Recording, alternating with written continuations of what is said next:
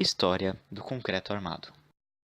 O concreto armado é um tipo de estrutura que combina o concreto convencional a uma armadura composta por barras de aço. Esse sistema é muito eficiente, pois o aço compensa a falta de resistência à tração do concreto, que só trabalha bem a compressão. Considera-se que o concreto armado foi inventado em 1849 por Joseph Louis Lambout, que era um agricultor francês que utilizou telas de fios finos de aço em vasos de cimento, a fim de evitar a fratura causada pelo empuxo lateral produzido pela terra presente nos tanques de cimento. Tal técnica é chamada hoje em dia de cimento armado ou argamassa armada. Após tal experimento, Lambu construiu um barco utilizando a mesma técnica empregada nos tanques. Tal barco foi patenteado no ano de 1855 e apresentado no mesmo ano na Feira Mundial de Paris. Ele encontra-se preservado no Museu de Brignoles, na França. Joseph Mounier, após entrar em contato com um concreto armado apresentado por Lambu, durante a sua apresentação no material na Feira Mundial de Paris em 1855, passou a produzir vários artefatos e estruturas baseadas no novo material, registrando diversas patentes. A ponte de Monnier foi a primeira ponte a usar a tecnologia do concreto armado. Supera um vão de 16,5 metros e tem mais de 4 metros. Foi construída em 1875, sendo que até os guarda-corpos foram construídos de concreto armado e simulam 17 troncos de árvores para uma maior fusão com a aparência das redondezas. Um personagem de fundamental importância para a disseminação da aplicação de técnicas e uso do concreto armado foi Louis Vuitton, que foi um inventor do cimento, além de ser engenheiro e ter afinidade com a ciência e pesquisa. Teve grande participação no desenvolvimento do concreto armado. Vuitton foi responsável pela execução de diversas pontes e canais em concreto, além de desenvolver várias pesquisas relativas ao cimento, às argamassas e ao concreto. Em 1856 publicou o livro, que traduzido para o português se chama O Tratado Prático e Teórico da Composição de Argamassas, Cimentos e Gama de Polozana, e seu uso em todos os tipos de obras, acompanhamento e meios para apreciar a duração da construção no mar. Já em 1857, publicou a pesquisa sobre as causas físicas da destruição de compostos hidráulicos pela água do mar. O engenheiro químico François Coignet, que envolveu-se diretamente na evolução do material, já que na primeira metade de sua vida desenvolveu diversas teorias e técnicas relativas ao cimento, e na segunda, relativa ao concreto armado. Sua trajetória pode ser explicitada pelos seguintes eventos. Em 1851, construiu em Paris, junto a seus irmãos Louis e Stéphane Coignet, sua segunda fábrica utilizando o cimento Clinet, que ele realizou a patente em 1854. No ano de 1853, ele havia construído uma casa em Saint-Denis para provar que o cimento Clinet poderia ser utilizado como substituto à pedra natural. Posteriormente, Coignet passou a se dedicar aos estudos relativos ao concreto para uso na construção, passando a realizar grandes obras de concreto armado em Paris. No ano de 1858, um artigo publicado pela Revista de Obras Públicas, escrito pelo engenheiro Constantin Saint de Montoya, professor catedrático do Real Instituto Industrial de Madrid.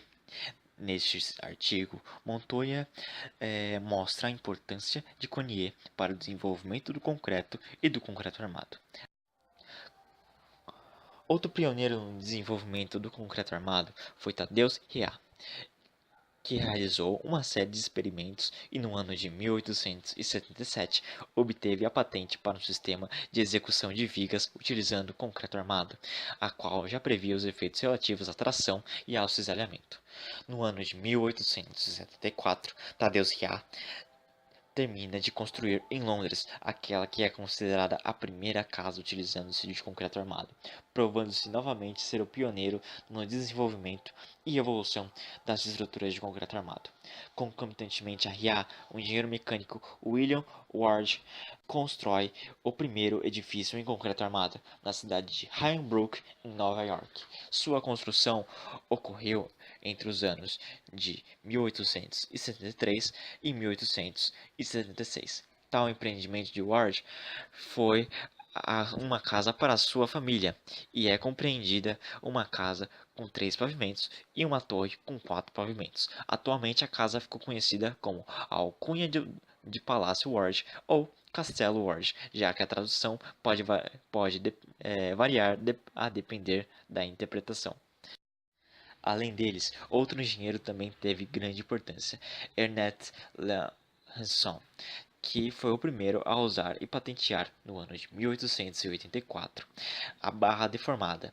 Em 1890, Hanson construiu a Legan Stanford Junior Museum em São Francisco, que era um edifício de concreto reforçado. Após este evento, ocorreu um rápido desenvolvimento do concreto armado nos Estados Unidos.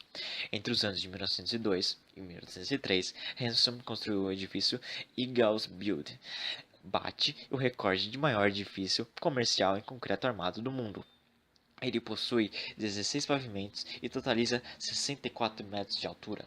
Durante sua construção, muitas polêmicas foram geradas à volta do edifício, já que alguns acreditavam que ele poderia não resistir à carga do vento ou até mesmo à retração do concreto. François Hennequin, engenheiro francês, trabalhou na realização de diversos experimentos no que se refere a formas de reforçar o concreto, utilizando ferragens de ferro. Durante a exposição em Paris, em 1867, Henrique viu os tubos e tanques construídos de concreto reforçado com malhas de ferro, apresentados por Joseph Monnier. Foi então que ele iniciou seus experimentos para criar aplicações deste material na construção de edifícios. O edifício Trump International Hotel and Tower, que está localizado em Chicago, nos Estados Unidos, foi projetado pela empresa de engenharia e arquitetura Ciccone, Origins Mary. Possui uma área construída de 240 mil metros quadrados. Possui 415 metros de altura e 98 pavimentos, com um custo estimado de 847 milhões de dólares. O edifício foi inaugurado em 2009. A primeira obra realizada em concreto armado no Brasil foi a estação ferroviária de Mairinque, que foi construída e inaugurada pela Estação de Ferro Sorocabana. Sua inauguração se deu em 4 de julho de 1897. Seu projeto foi realizado pelo arquiteto francês Victor Dubangras, que é considerado uma das mais importantes instituições culturais brasileiras, o Museu de Arte de São Paulo, o MASP, que foi projetado pela arquiteta Linda Bobardi e pelo engenheiro Carlos de Figueiredo Ferraz. Apresentou o maior vão livre do mundo quando inaugurado, com 74 metros entre os apoios, possuindo aproximadamente 10 mil metros quadrados de área e é tombado pelo Patrimônio Histórico e Artístico Nacional. Agora, outro marco da cidade de São Paulo, o edifício Copan, inaugurado em 1961, considerado a maior estrutura de concreto armado do Brasil, projetada pelo renomado arquiteto brasileiro Oscar Niemeyer, com 115 metros de altura, 32 andares e 120 metros quadrados de área construída, é considerado um símbolo da arquitetura moderna brasileira. O mais alto edifício de concreto armado do Brasil é o Palácio Zarzur, mais conhecido pela alcunha do Mirante do Vale, localizado no Vale do Anhangabaú, em São Paulo. Foi inaugurado em 1966, possui 170 metros de altura, 51 andares e 75 mil metros quadrados de área construída. Projetado pelo engenheiro Valdomiro Zarzur, conjuntamente com Aron Kogan, é o edifício de concreto armado mais alto do país e foi o prédio mais alto do Brasil por 48 anos, até ser superado pelo Millennium Palace em Balneário Camboriú. Muito obrigado pela atenção.